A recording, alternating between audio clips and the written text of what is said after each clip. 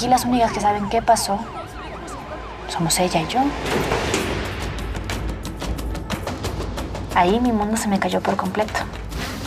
No te enfrentas tanto al sistema judicial, sino también a los medios. No había un peritaje en contra de Celeste. ¿Tú crees que si yo tuviese algo que esconder hubiese regresado a México? De María no tienes nada por el delito que te aventaste. 8 años. La envenenaron.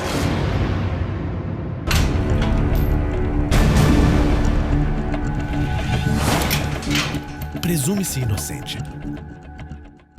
Mi nombre es María Celeste Fernández y soy inocente. Cidade do México. Yo era la asistente personal de Gabriela Spanik. Gabriela Spanik é uma atriz venezuelana, protagonista de vários sucessos em telenovelas, com grande projeção em toda a América Latina. Me acusaron de envenenar a Gabriela Spanik y a su familia. Yo me vengo a vivir aquí a México. Con Gabriela sí, yo le confiaba muchas cosas, sentimientos, y ella también. Aquí las únicas que saben qué pasó somos ella y yo. 19 de agosto de 2010. Gabriela Spanik e sua família foram envenenados com sulfato de amônio. A única acusada pelo ocorrido foi sua assistente María Celeste Fernández. Yo a Gabriela la conocí muy pequeña. Yo en ese entonces hacía como una pasantía en una radio de Buenos Aires. Ella estaba haciendo una novela que se llamaba La Usurpadora. Buenos Aires. Y que en mi país generó mucha revolución, tenía mucho rating, todo el mundo la veía. Cuando yo voy a la radio me comentan que le iban a hacer una entrevista pues a esta actriz. Pues así fue mi primer contacto con ella. Pues es un gusto que estés con nosotros, Gaby. Ese contacto fue por muchos años por teléfono, mucho tiempo. Hablábamos mucho. No nos veíamos, pero yo creo que nos teníamos mucho cariño. Ella iba a viajar a Argentina, entonces se generó como un lazo más estrecho por el hecho de que tanto el locutor de la radio como yo que iba a aprender, le íbamos a llevar pues a recorrer Buenos Aires. Pues le íbamos a dar un paseo cuando ella viniera a hacer gira promocional pues a mi país. Recibo una llamada, pues yo la atiendo y era justamente Gabriela. Entonces ahí ella me dice que me quería ver. Y ella me preguntó si yo tenía visa americana, porque su idea era que yo me fuera a Miami con ella. A lo que yo lo vi muy factible y pues me pareció muy buena la idea, porque pues en Argentina no tenía contactos que me abrieran la puerta a ese mundo que tanto me gustaba, ¿no? Que me podían hacer entrar a trabajar en lo que es mi pasión, que es el cine. Cuando Celeste se va de mi casa, tenía 22 años. A nosotros nos costó muchísimo esa decisión de nuestra hija. Si bien ya era una cosa que palpitábamos, no había una salida laboral que a ella le favoreciera acá en mi país, en Argentina. Nosotros muchas veces le dijimos, hija, haz tu vida acá en la Argentina. Y dice, sí, pero la Argentina no me da las oportunidades que me dan en otro lado. Me acuerdo muy bien que ella va por mi aeropuerto, llegamos a la casa. Y prácticamente desde ese día fue donde yo empecé a conocer realmente a Gabriela Spanik, ¿no? Porque ahí convivía a diario. Desde que llegué ella siempre muy agradable, tratando de hacerme sentir cómoda, bienvenida a su casa, o sea, siempre fue muy atenta en ese sentido. Me trataba como si yo fuera de la familia, no hacía ningún tipo de diferencia. Siempre me hizo sentir, pues, bien, ¿no? Procuraba en que yo me sintiera cómoda.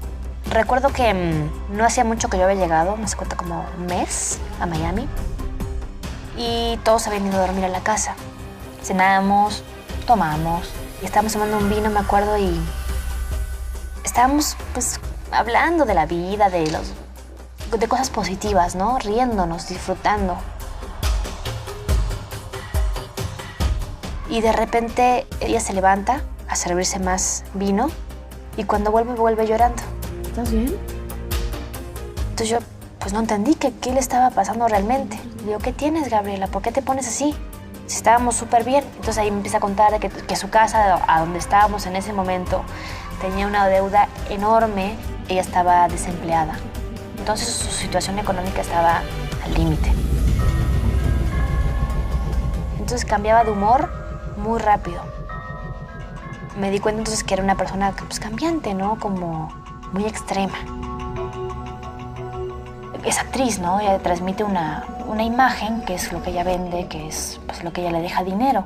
y me dice que ella me quería ayudar, que nos podíamos ayudar mutuamente, que ella estaba pasando por mala situación, pero que ella sabía que le iba a salir trabajo, que ella tenía mucha fe de eso y que en cuanto le saliera trabajo, yo estuviera con ella, trabajando con ella, para que conociera gente y pues yo me pudiera proyectar como yo quería.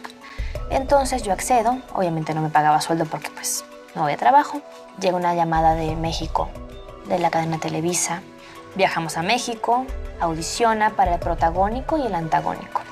Regresando a Miami, la llaman de la producción diciéndole que pues había quedado, que les había gustado, pero para el papel antagónico. Bueno, imagínate, nos pusimos súper felices. Llegando a México, esta situación cambió. Pero así, 180 grados. Cambió completamente. Intensificó su modo de tomar, su modo de fumar, su posesividad conmigo. Ya me sentía muy mal, muy cuestionada. Entonces, nos peleamos mucho. Yo me enojé por esa reacción. Llegó un momento que yo ya no lo toleraba. Entonces, muchas veces tuve la intención de decirle hasta aquí, pero no lo hice.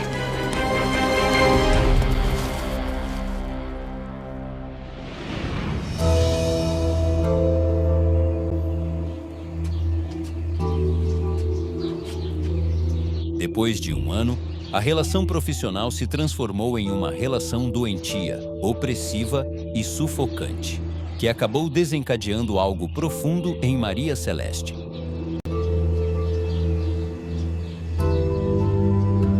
Ella me ofrece ir a Argentina.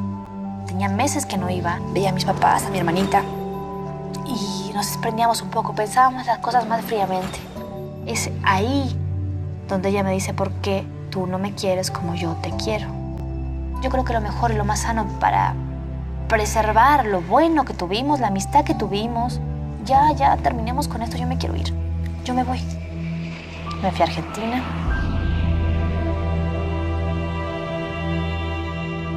Celeste es muy apegada a mí.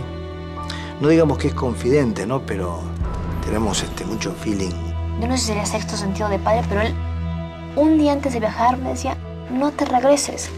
De haberse efectivizado lo que le propuse, no hubiese pasado toda esta historia que pasó. Me dijo, ¿a qué te vuelves? ¿A qué vas? Ya, quédate aquí. Deseaba mucho que se quedara, ¿no? Le hablé mucho. Un sentido extra que le estaba dando un mensaje que se quedara en mi país. Le dije, no, yo voy a regresar con mi amiga Gabriela Pérez, quien me acompañó, a quien invité. Cierro este ciclo y regreso. Cidade do México.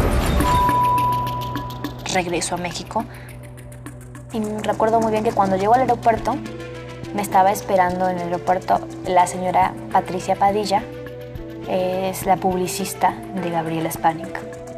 Me extrañó muchísimo.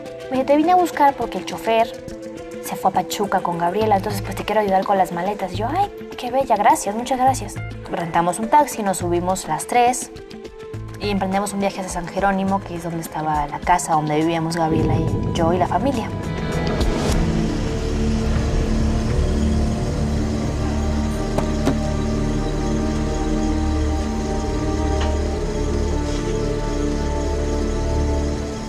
Llego a la casa, bajamos las maletas.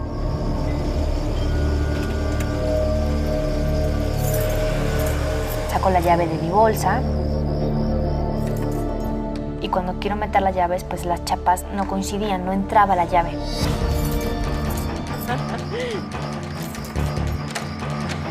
¿Por qué no le tocas a Lorena? Sí, tienes razón. Entonces toco el timbre de la casa, me atiende la mucama, Lorena, y me dice que ya bajaba. Pero cuando se abre la puerta, en vez de ser Lorena, eran 3 hombres de traje. Y preguntan que quién era María Celeste. Yo, mucho gusto. Pensando que preguntaban por mí por la relación laboral que tenía con Gabriela. Y me dicen, pues ocurrió una intoxicación en la casa. Entonces yo me preocupé, yo, ¿cómo? ¿A quién? Y dice, a toda la familia se le encontró intoxicada.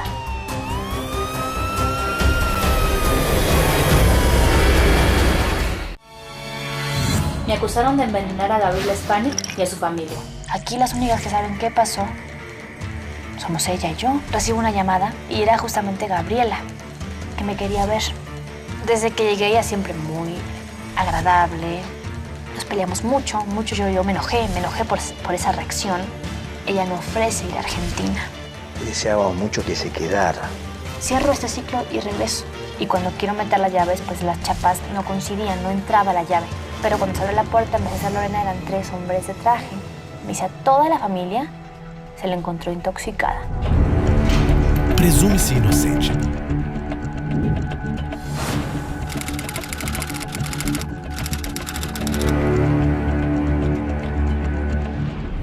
Pues me puse muy mal y dije, el primero que se me vino a la mente es el niño y Gabriela.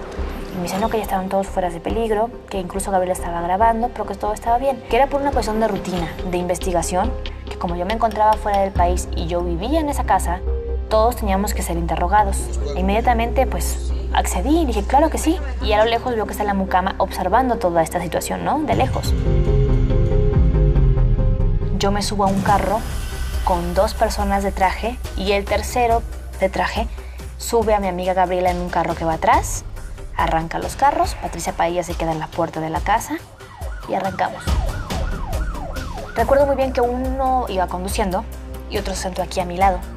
Encontraron unas ampolletas con una sustancia que en este momento están analizando. Me dice, bueno, consejo personal. Me dice, cuando llegamos a la delegación, diga que son suyas porque si no va a estar muy complicada. Entonces yo lo miro y digo, o sea, ¿usted me está viendo cara de tonta o qué? ¿Cómo voy a decir que algo es mío si no lo es? Yo no sé ni de lo que me está hablando. Entonces como que se ofende y dice, bueno, yo se lo digo porque pues, si no se va a complicar mucho esto y va a haber muchas investigaciones, pero usted no lo quiere decir, no lo diga. 19 de agosto de 2010.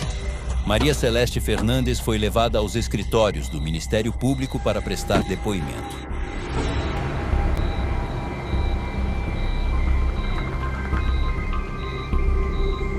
Llegamos a la delegación, me encierran en una oficina, estuve mucho tiempo encerrada. Si están intoxicados, yo lo puedo estar yo también, o sea, ¿qué pasó? Yo quiero que esto se aclare y me preocupa. Llego, me dicen que están intoxicados y yo no sé de lo que se trata. Accedo a declarar porque me preocupa la salud de todos ellos y aparte yo vivo en esa casa. Vine a decirle que no, a recoger mis pertenencias, a cerrar ese ciclo en mi vida y a empezar otra vez.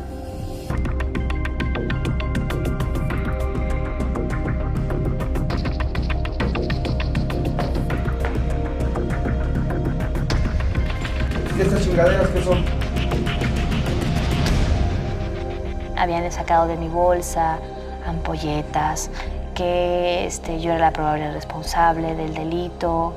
Los policías judiciales, al revisar su bolsa de mano, habían encontrado 2 ampolletas que supuestamente contenían sulfuro de amonio. Una de las cosas que según aparecen en mi bolso, junto con esas benditas ampolletas de veneno, es ese teléfono celular, que según también sacaron de mis pertenencias. Teléfono que yo había perdido 10 días antes de viajar. De onda, dije, ¿qué está pasando, no? Se me hizo extremadamente raro.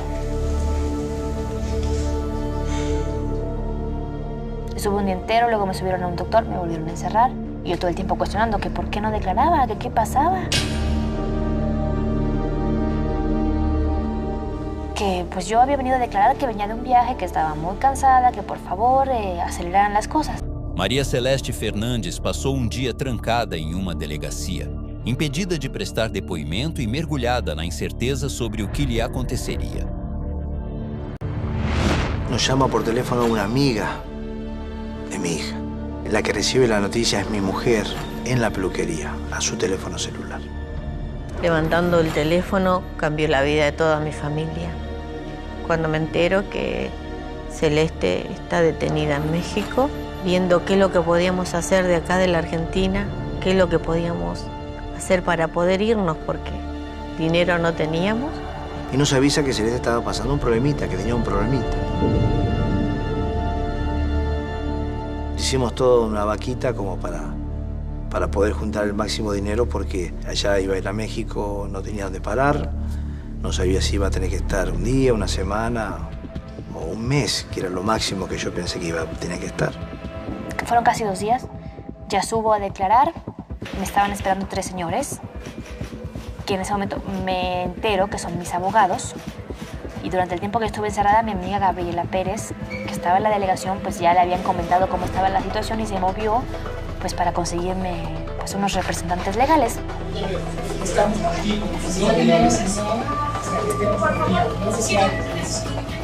Cuando yo la veo, pues la veo muy castigada, porque obviamente en el aspecto físico, pues porque tuvo un vuelo demasiado largo.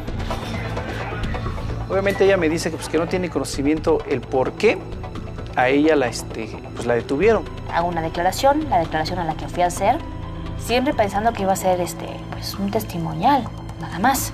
Ella tenía exactamente la misma confusión que teníamos nosotros. Cuando queda detenida, la llevan al Ministerio Público en carácter de testigo. César me explica ahí de que según habían encontrado en mi propiedad unas ampolletas que habían mandado a analizar y que esas ampolletas tenían la sustancia con la que los análisis de Gabriela habían arrojado que tenía en su cuerpo. A mí desde el principio me dicen que la acusan de homicidio. Cuando yo me involucro en este asunto y me presento en el Ministerio Público, me dicen que únicamente es una tentativa de homicidio. Me está diciendo que hay una intoxicación, que encontraron unas ampolletas con una sustancia en mi recámara. Pues, ¿cómo va a pensar que yo diga que son mías? Yo de verdad me preguntaba, ¿tanta cara de ingenua me ven? Ella estaba con toda la idea de que en cosa de horas o minutos quizás ella iba a salir caminando de ahí. No tenía ni idea de lo que le estaban acusando. Pero esas ampollas es el comienzo de toda esta historia, ¿no? Ampollas que nunca las llegamos a ver. Esas ampollas fantasmas, ¿no? Que nunca existieron. Era un engaño, fue de la manera que la pudieron detener, llevándola engañada. Cuando empezamos a darnos cuenta de cómo era la situación, dijimos, esto va a ser muy, muy, muy complicado. Y en cuanto termino de declarar, me dicen que ya me iba, pero que me iba a Santa Marta. A lo que yo pues desconocía y ellos me digo, pues ¿qué es Santa Marta? Me dice, pues es la cárcel de mujeres. En ese momento Celeste no tenía ni la más remota idea de lo que estaba pasando. Estaba en un estado de shock.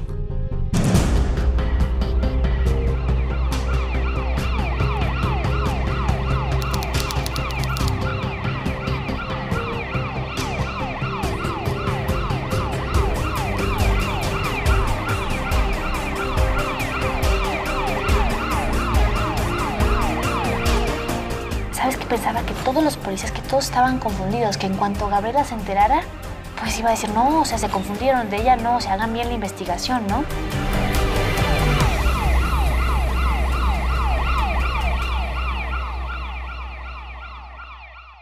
Va a ser muy, muy, muy complicado.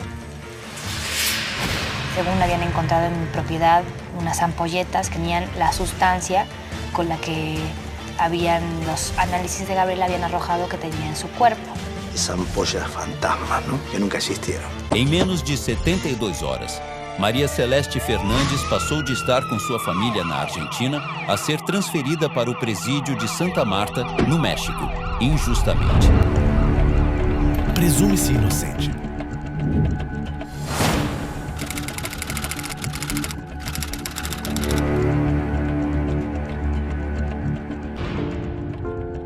Pues ya nunca pude regresar.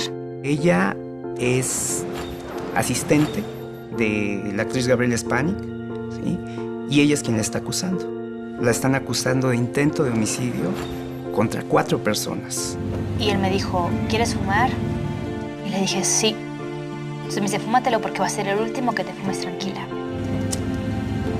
Entonces me dejaron fumar adentro del carro. Y me acuerdo que yo iba por el camino, pasaban bastantes carros. Iba pensando y mirando, ¿sabes?, para todos lados, diciendo, ¿cuándo voy a volver a ver esto? O sea, ¿sabes?, como una despedida mental de todo lo que es habitual para todo el mundo, pero que tú sabes que vas camino a que te metan presa. Llegamos a Santa Marta, se baja un policía y tú me dice, ok, me dice, si quieres, fúmate otro. Me fumó otro cigarro rápido. Me dijo, ahora sí, ya. Abre la puerta, me toma del brazo. Y me dice el señor, me dice, ojalá te vayas pronto. Le dije, ojalá. Ingreso y ahí ya era una custodia del reclusorio. Me preguntaron mi nombre María Celeste Fernández. Y el delito por el que venía. Y cuando me preguntaron el delito, pues le dije, no sé. Tu delito es tentativa de homicidio calificado diversos 4. Esa ilusión de decir se confundieron, o de la ilusión donde yo me quería agarrar pensando que esto era un error, no, se me vino por completo abajo. De María no tienes nada por el delito que te aventaste. Me sonaba tan grave, un delito tan grave, que no podía entender que me lo estén culpando a mí.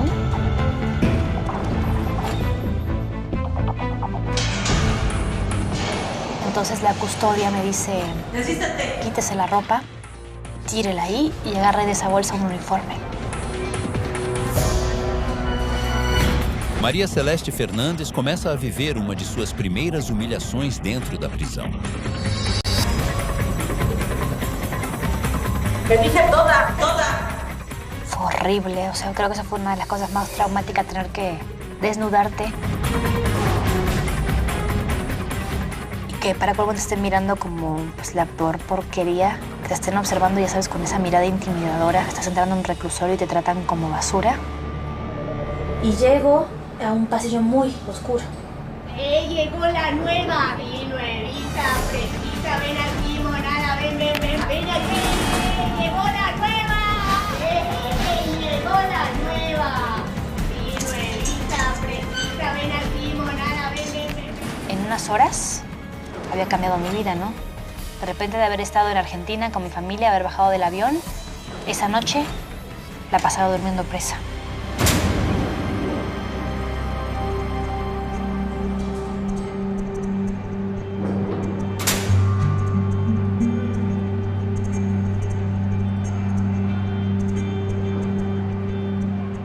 Em 21 de agosto de 2010, Maria Celeste dorme pela primeira vez atrás das grades. Y lo único que vi fueron cobertores. Era un cuadrado lleno de cobertores. Y era una celda preparada para 3 mujeres, en la que dormíamos 19, entonces tuve toda la noche sentada, pues pensando, llorando, preguntándome por qué o cómo habían pasado las cosas, tratando más bien de entender qué pasó. Yo venía a cerrar un ciclo y en vez de cerrarlo, abrí otro.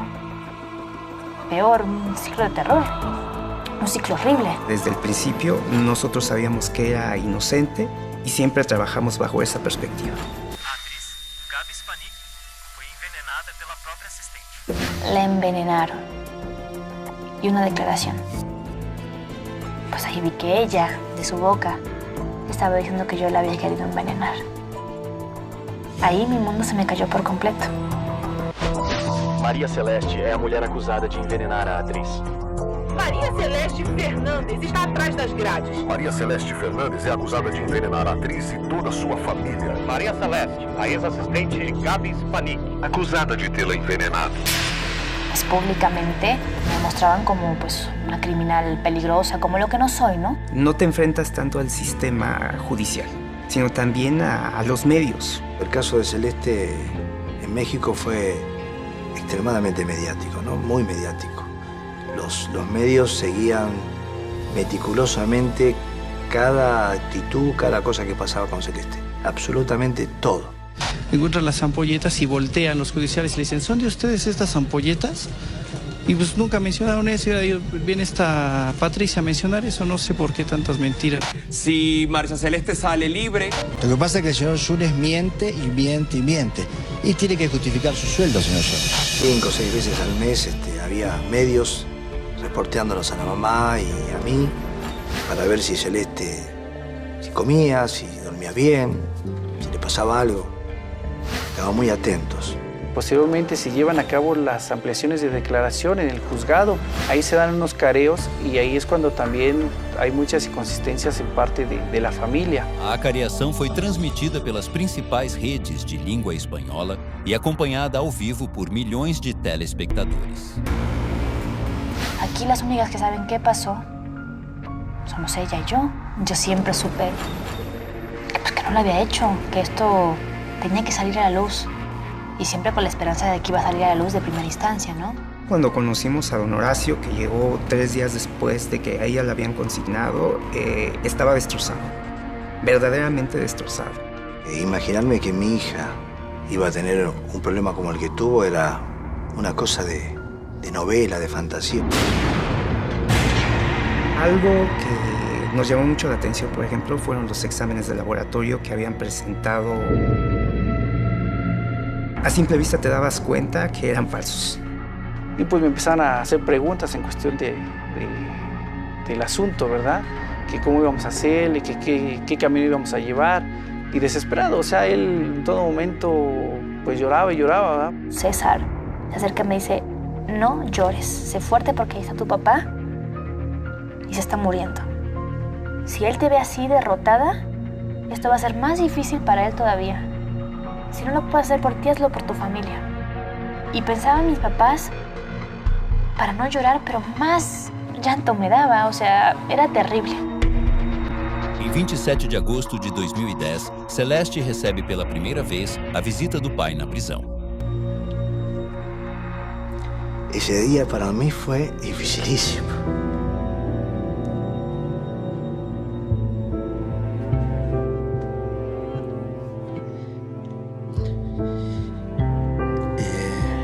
Fue el momento más difícil.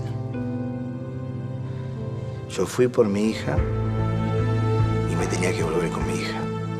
Porque pues es muy difícil, yo creo, que estar en otro país y más que pues no tengas a lo mejor el apoyo de alguien, ¿no? De esa forma es como me involucro con la familia. Y en ese momento veo a mi papá. De verla así con su uniforme, en un lugar que no era el de ella, en ese ambiente. De verdad no, era algo irreal. Yo sentía que estaba soñando. Y lloré como nunca.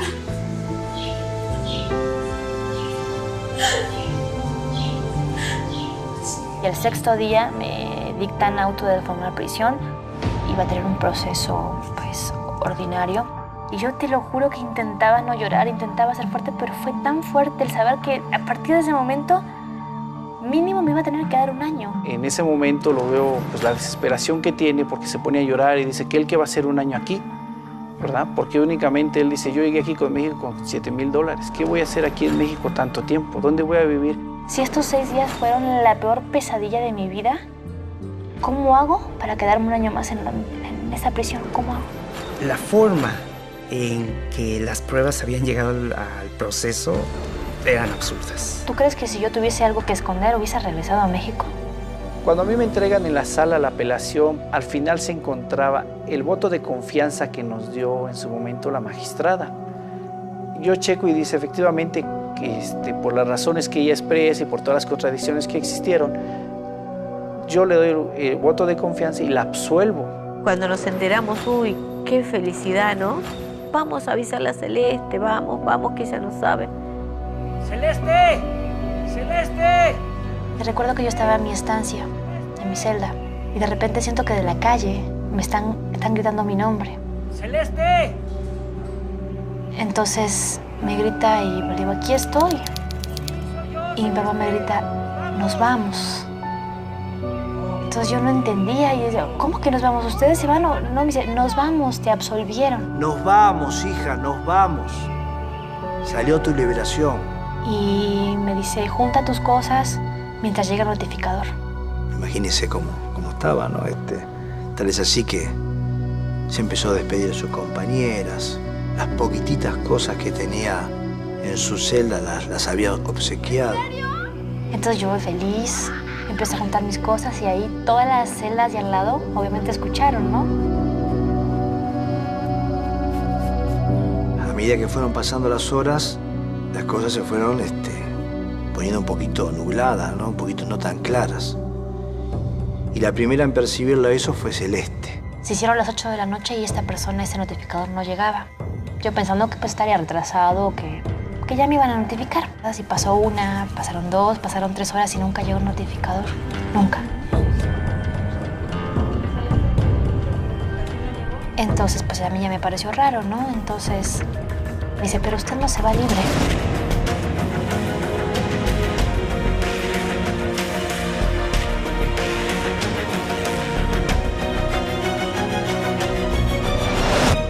acusada de um crime que não cometeu, em um país estrangeiro, longe da família e dos amigos. Celeste percebeu que havia caído em uma armadilha. ¿Tú crees que si yo tuviese algo que esconder hubiese regresado a México? Presume-se inocente.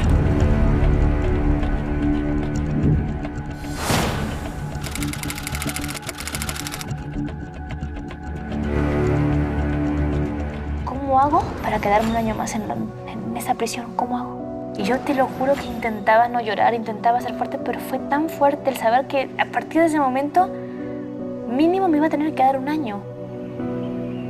Surge confusión porque uno de los abogados, involuntariamente, se apresuró en leer la lectura de la sentencia y leyó que estaba absuelta, que quedaba libre Celeste.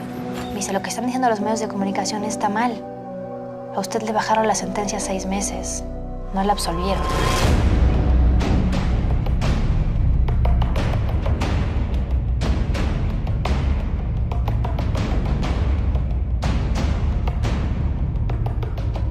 No, pues fue otro golpe durísimo que me tocó vivir.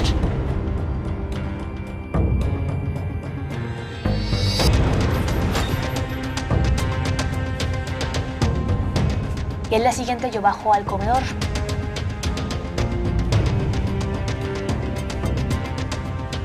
Las piernas me temblaban. Me sentía terrible, o sea, es una sensación indescriptible, es algo tan fuerte. No te lo puedo describir, pero yo no podía hablar, tenía la boca seca, no podía caminar. Me sentía totalmente descompensada. Fue terrible ese día que me volvieron a encerrar. El volverme a ver en esa celda, de la cual yo me había despedido, de la cual yo he dicho, esta es la última noche que yo duermo en esa cama, fue terrible. Lloré como una niña chiquita, me deshice. Y mi papá me dijo, no tenía que hacer, hija, pero te vas a ir. La señora Susana sufrió un ataque de llanto terrible, se desmayó, don Horacio se puso a llorar como una Magdalena. Nos llevó tiempo a todos recuperarnos de esto, a todos nos llevó tiempo. Y nos costó remontar a esa situación. No entendían.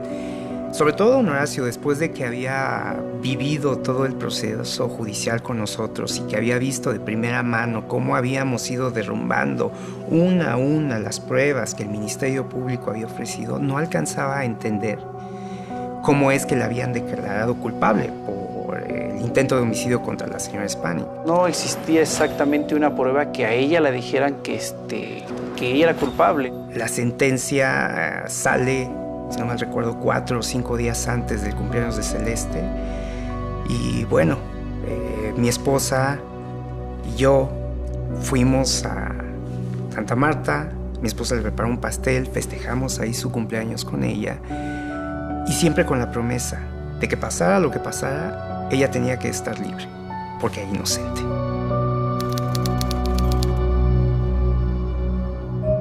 Nada más me sentenciaron por Gabriela Spanik. Por su hijo, la mucama y su mamá me absolvieron.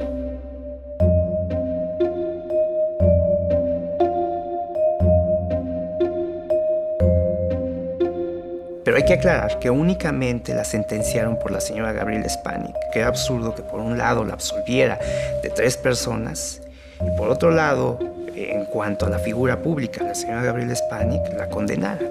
O sea, esas ilusiones otra vez de que ya me hacía fuera, ya había hecho planes de qué iba a ser el día siguiente. No, pues me las tumbaron en un segundo. No, fue un golpazo tan fuerte como el día que yo entré ahí. Otra vez me dije, no, pues ya aquí me quedo. Después de la sentencia, obviamente, comenzamos a trabajar en la apelación, pero la relación con Horacio, con Susana y con la propia Celeste se iba haciendo cada vez más fuerte. Lo que me hizo la vida más fácil dentro del reclusorio fue primero las ganas propias de que eso fuera más fácil. Porque si tú te quieres echar a la depresión, te echas. Y después, estando de dentro, pues conocí a una persona que me hizo la cárcel mucho más fácil.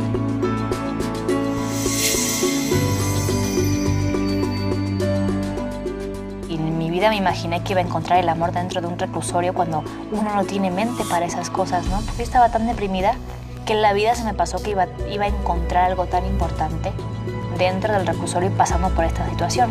Fue un poco más fácil por esta persona que se cruzó en mi camino. Me hizo mis días mucho más fáciles porque tenía un apoyo. Tenía alguien con quien llorar, tenía alguien con quien desahogarme cuando quería, con toda la confianza de poder hacerlo. Y realmente yo, para protegerme, ya no me hacía ilusiones. Yo decía, si me voy, bendito Dios. Si no me voy, veré cómo hago para seguir adelante. Pero con esa fe tan grande porque las pruebas eran tan contundentes. No había un peritaje en contra de Celeste. Bueno, hasta que llegó el amparo. Para ese tipo de resolución hay una fecha de audiencia exacta. Esa audiencia me la difirieron 3 veces. Como se había diferido tantas veces, yo ya no sabía ni la fecha en la que se había diferido. Entonces, llamo a mi mamá a las 9 de la mañana y ella me dice, la audiencia es hoy. Llámame a las 4 de la tarde, quédate tranquila, todo va a ir bien. Yo tengo mucha fe de que te vas.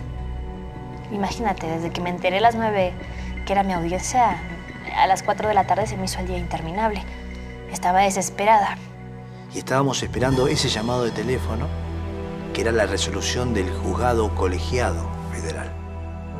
Me daba miedo marcar los números. Quería llamar, pero a la vez no quería. No me sentía preparada para recibir otro golpe. Porque durante ese año que estuve esperándola yo, pues estás esperando, pero siempre tienes esa ilusión. Pero yo sabía que si llamaba y me decían que no, era mi última instancia. Entonces quería, pero no. Y cuando se hicieron las 4, tenía que ir a hablar por teléfono. Sentí tanto miedo. Me temblaba el cuerpo, me temblaban las piernas y esperando el llamado de Celeste, porque lo importante era que Celeste se enterara. Entonces marqué y cuando me atiende mi mamá. Cuando me llama y me dice, hola mamá.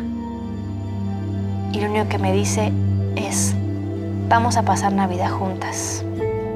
Y yo le digo, hija, nos vamos a la Argentina, esta vez nos vamos.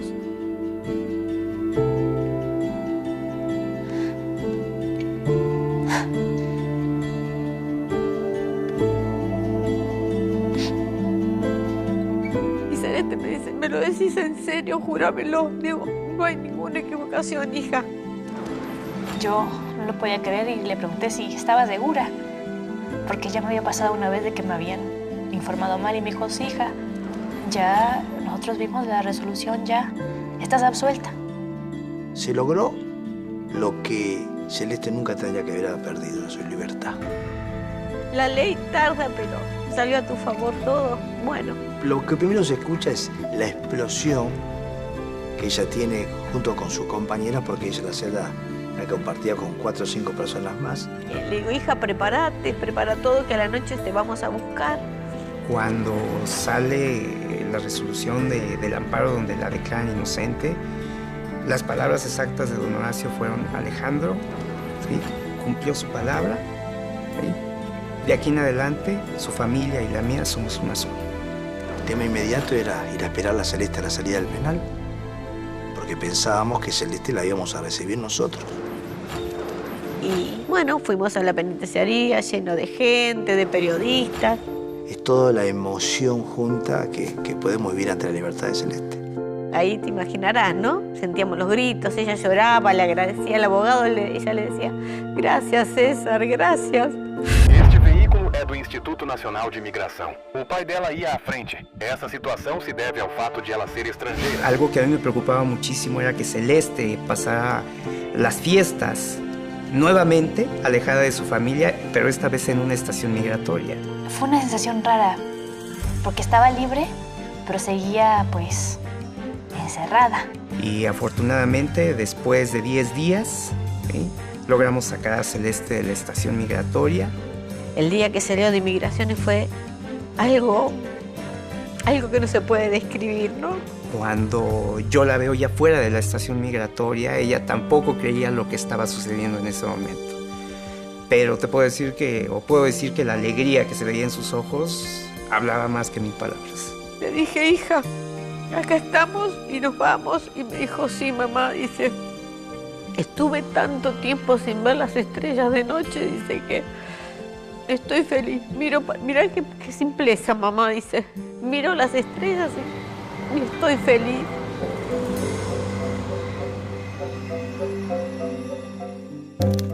Yo tengo un antes y un después de ese día. Para mí el 28 de noviembre del 2012 volví a nacer. Dios me dio una oportunidad de salir y de modificar para bien muchas cosas que aprendí dentro del reclusorio. Hoy me siento más feliz con lo que soy. Trato de que todo ese sufrimiento que pasé, esos 2 años, 3 meses de reclusión, ahorita me hagan disfrutar de lo mínimo, disfrutar de las cosas pequeñas de la vida que finalmente son las que nos llevamos, ¿no? Y ahí dentro descubrí lo equivocada que estaba. Para mí el trabajo era lo primero. Para mí el trabajo era todo. Y estando ahí me di cuenta, pues, lo importante de la vida, ¿no? Yo tenía esa escala, pues, un poco equivocada. Que estos 2 años, 3 meses que estuve en reclusión generaron en mi persona un cambio de 180 grados. En mi primer renglón de la escala, pues, están mis seres queridos, los seres que me apoyaron durante todo este proceso.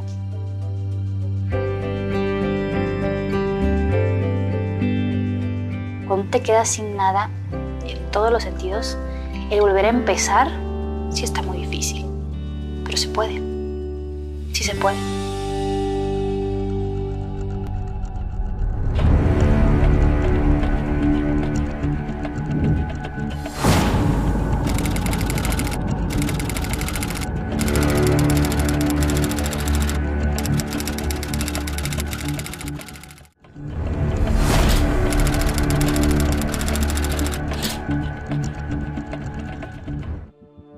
Eles foram detidos sem provas, condenados sem fundamentos e obrigados a viver um inferno.